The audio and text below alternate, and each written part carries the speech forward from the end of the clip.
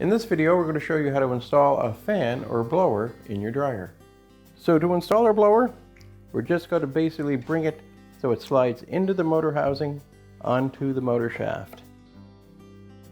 Now, this model, the blower slips onto the motor shaft and a nut secures it.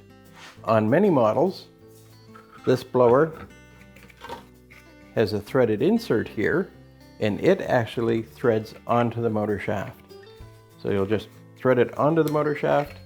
It usually has a piece that extrudes through this housing that you'll be able to get your wrench on, and by turning your motor pulley with another wrench, tighten that up. But on this one, it just slides on. Put your nut on it. Now again, this is a left-hand thread, so whether you got a blower with an insert into it or a nut, you're going to do the opposite of what you would normally do. You're going to be turning it in a counterclockwise way to tighten it. Take your socket, and you'll need something on the other end to hold your motor pulley. Either another socket, or you can use an adjustable wrench, or heaven forbid vice grips, and just basically you want to hold that end of the shaft and tighten up that pulley. So we'll just get that good and tight. And on this one we have a shroud that needs to go back on. Yours may not have that, but if it does, now's the time. And now we just need to install the assembly in the machine. So now in order to put our assembly back into place, we just want to make sure that when we lower it in, we line up these tabs, these fingers, so they slide underneath through these holes in the bottom plate. So we just bring it into position. You want to move those harnesses out from underneath it.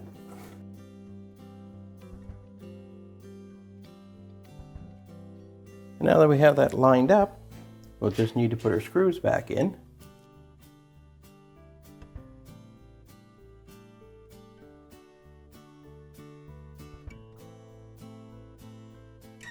And there's two on the back side. Same type of screws.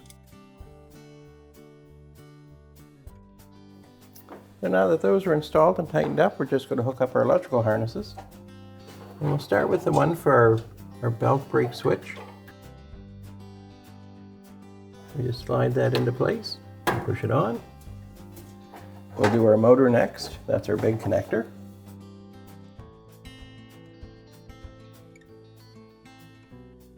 Just push it into place. Your tabs are locked on. Now we just have our thermostat ones to connect. And again, they'll only go on the one they're designed to fit. So you can't mix them up. So now our next step will be to put the drum back in and put our belt on. So I'm just going to use my belt as a little bit of a handle in order to put it in. I'm just going to bring the drum into place and set the back groove onto these pulleys.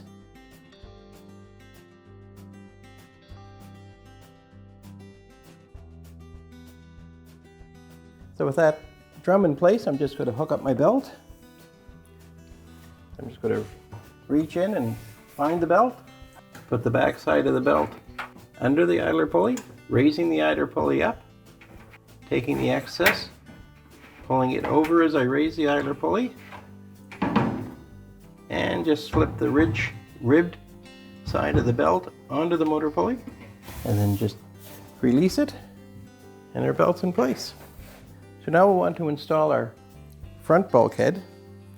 And again, we'll want to make sure we get these rollers underneath that bottom edge of the drum. And one of the nice things about this manufacturer is this piece bolts to the front of the cabinet, but it also has these locating tabs that go into these slots on the cabinet. So it makes it really easy that once you get it in place and it's locked down into those slots, you can walk away and nothing's going to fall apart or fall on the floor and cause a big panic. So you just bring it in. I'm going to lift my drum a little bit so I can get those rollers in there.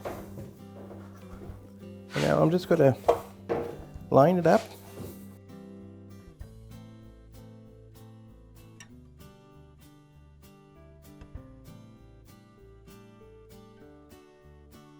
Now that that's settled in place, I'm just going to put the screws in to hold it, 2 on either side.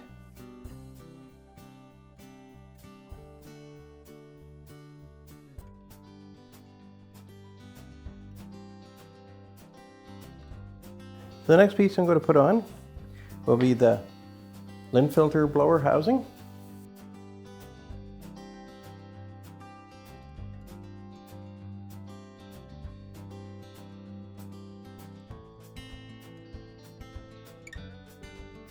And since we're right here, we may as well make our electrical connection for those sensor bars. And since we have that all together, we may as well just put our lint filter into place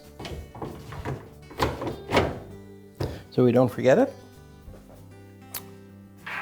We'll take our wiring harness and just secure it into one of the keepers. So now we just need to put our top bracket into place. And the first thing we're going to want to do is just bring it into place and secure our wires into those little clips.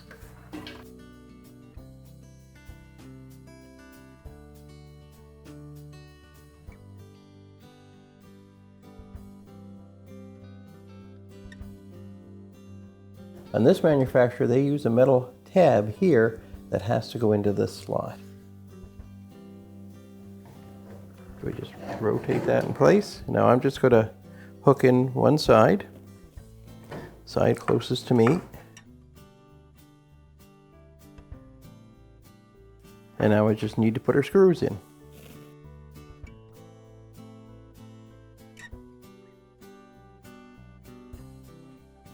So as well as that one for the bracket, we also have this one here that holds that control board cover.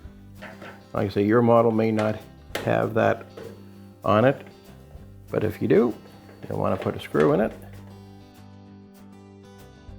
So now we'll be ready to put the front back on. So on this machine, there's brackets in either corner that go into the slots in the front. So all we need to do is just bring our front into place, set those brackets so they come up through those holes in the front, bring our front forward, and at this point we're going to want to take our harness for our door switch and make that connection, and then just bring the front forward and allow it to lock into those catches. And then just put our screws in.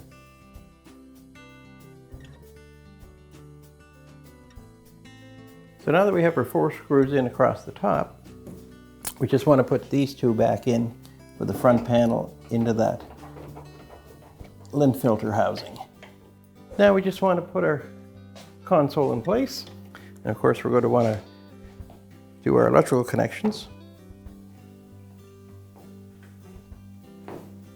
And we're just going to push those together until they snap together. Now with our electrical connections made, just going to bring our console. And the console has a couple of long fingers, and they just go into these holes in the front.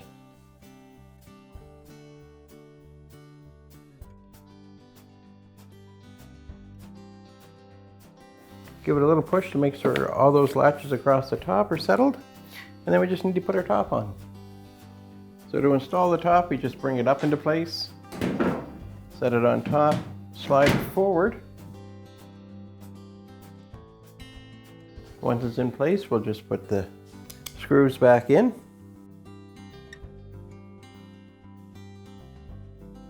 In this make machine, it only has the 2 screws. On some manufacturers, they'll have 3, possibly even 4. However many you've got, that's how many you want to put back in. And that's how easy it is to install the blower in your dryer.